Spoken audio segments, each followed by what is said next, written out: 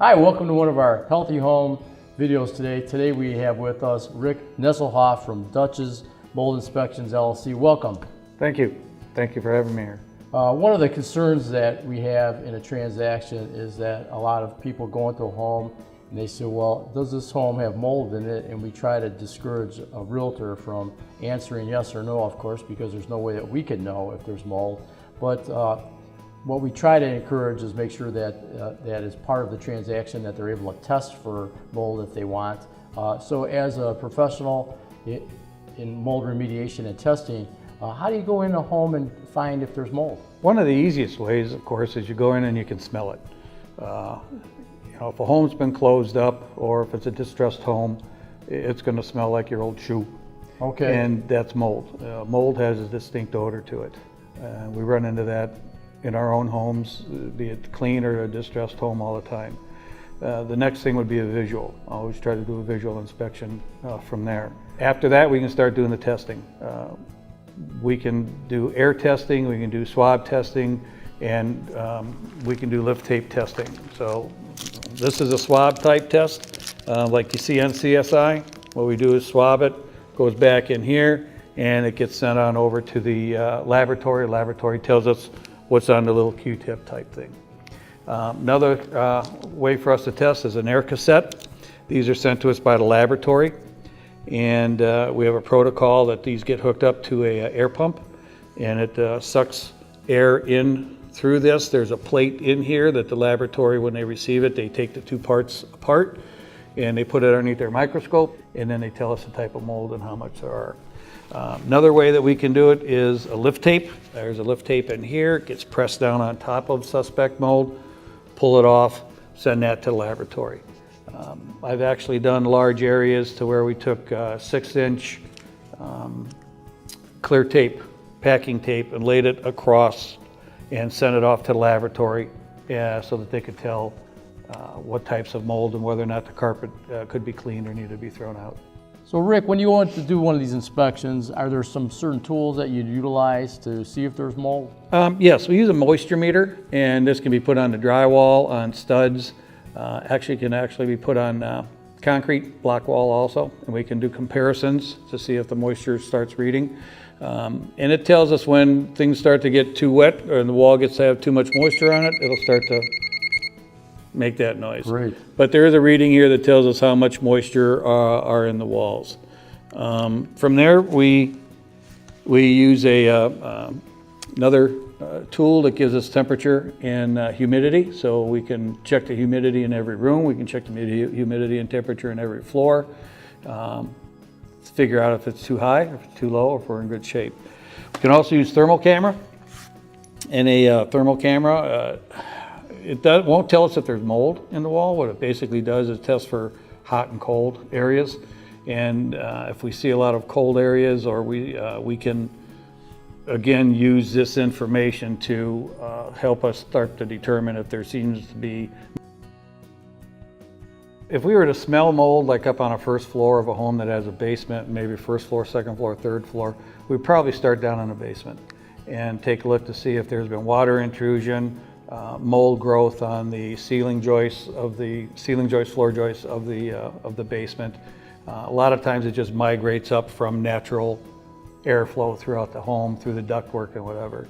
If we find our issue down there, then we don't necessarily need to test that basement. Even the EPA states if you see it, you don't necessarily need to test, get rid of it. I like to test the other living areas so that we know how much is migrated up there, and of course what might need to be done up there. Now, how about attic spaces and crawl spaces? Yeah, well, crawl space would be the same thing as a basement, pretty much underneath the living area. So again, we would do a visual inspection of it and not necessarily test it. If you see it, get it cleaned up. The cleaning, sanitizing, bio-wiping might be done on the first floor if that level was high. An attic, attics, we don't normally test for mold. I know there's some guys that are out there doing it. If an attic is ventilated right, it's going to be bringing air in from the outside and it should be exhausting up. So the attic would almost be, or is considered, an outdoor air source.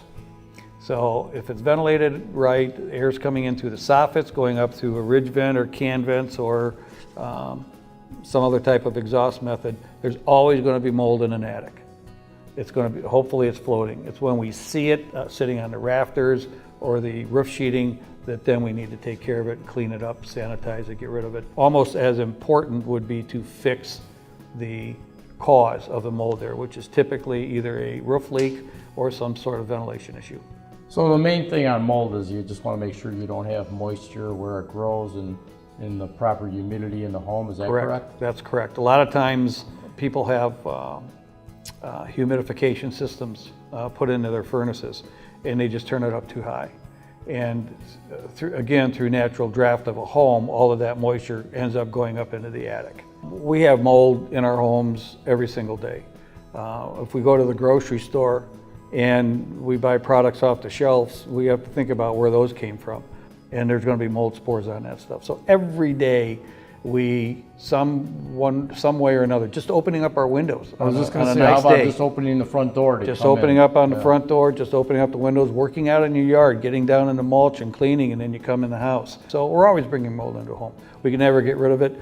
The key is not to allow it to land and colonize and start to grow. And flourish. Right. Okay. And that's humidity and cleanliness is a big thing. Rick, if you get the surface of the mold off something, is that good enough? In some cases, if it's a non-porous, like a countertop, Formica countertop, or a kitchen appliance or something, and there's some mold on it, again, non-porous. You can just yes, then you can just wipe it off. Sanitize it. But mold is a growing weed, if you will, and it has roots, rhizomes, and they actually get down into the substrate of anything that's porous.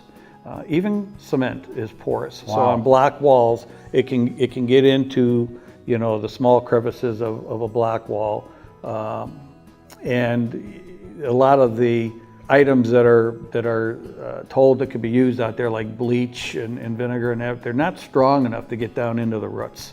So a lot of times it can feed the mold. So you really need to use EPA-approved sanitizing agents, biocides, to get rid of the mold, to kill it at its roots, as we say. I've heard too many times of real estate transactions going sour because somebody walked in and said, well, I'm allergic to mold and I smell it. Mold's in every house. We've already talked about that. So unless there are many, many other items wrong with that house, have them check the roof to make sure there's no water intrusion. If the envelope of the house is contained and everything's good, we can normally sanitize and clean up a house, make it very healthy to get you into. Rick, so once you find out that there is mold, do you give them a written game plan on how to get rid of it? Yes. Again, it's going to depend on, be it in the attic or in the living space or, you know, in a basement. And I write up a scope of work, which details from pretty much from us arriving to what steps we're going to take, and then give them a price on it, and then they can either take it back to the real estate agent, you know, if it's part of the real estate transaction, or if it's just a homeowner with a problem, they can discuss it and then they can contact me to set up the service. Well, Rick, thanks for coming out today and explaining the importance of having a mold inspection done. Thank you. Thank you for having me. And thanks for tuning in today to one of our Healthy Home videos, and check out our next video.